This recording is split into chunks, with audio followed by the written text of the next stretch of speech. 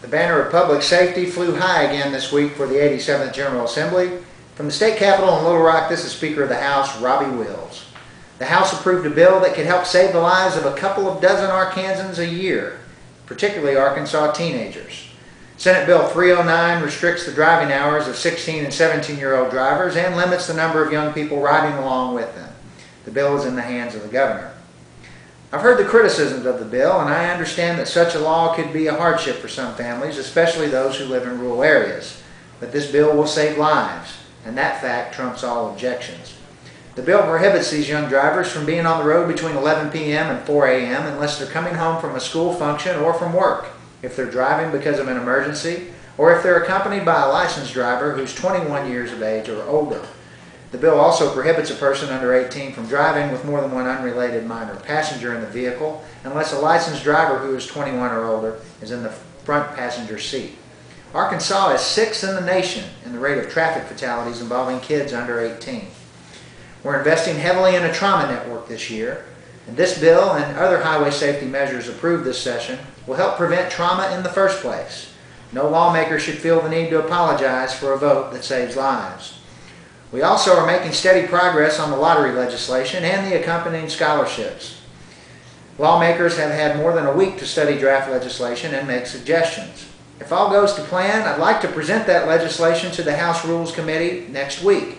We'll have more than 60 co-sponsors in the House, and I expect the bill will go through the Senate just as easily. A lot of time and effort has gone into this legislation, and I believe we've come up with a lottery structure and a scholarship program that will serve Arkansas well. Also during the week, lawmakers received the state revenue report for February. While our economy is weakening, it could be a lot worse.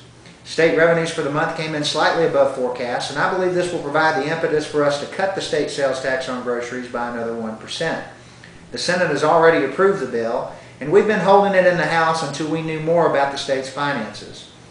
But passage in the House is certain. The House also approved a bill establishing a recall procedure in cities and counties where elected officials serve 4-year terms. A recall election would be held if 25% of a city or county's registered voters signed petitions for the election. That bill now goes to the governor. It was an eventful and productive 8th week of the General Assembly. The deadline for the filing of all bills is Monday, so we can expect a busy start to the 9th week. I'd like to close this week's report with an observation about how laws adopted many decades ago conflict with the standards of today. In citing a 68-year-old court case and an even older Arkansas law, the state Supreme Court last year said a man could not be convicted of aggravated robbery if the assault occurred while trying to collect a gambling debt. That man had been convicted in 2006 and sentenced to die for fatally stabbing another man while trying to recover the $20 he had lost in a card game, 3-card money. Lawyers for the condemned man cited an old Arkansas law in the 1940 court decision that said that collecting a gambling debt can't be theft even if it's done forcibly, and using such force doesn't constitute aggravated robbery. Aggravated robbery is one of several factors used by prosecutors in determining whether to seek the death penalty. While the Supreme Court said it wasn't necessarily good law, it was still on the books nonetheless, and the court set aside the man's death sentence. Well, on Thursday, the House approved House Bill 1716 to make it clear that collecting a gambling debt is not a legal defense against an aggravated robbery charge. Until next time, this is Speaker of the House Robbie Wills reporting from Little Rock.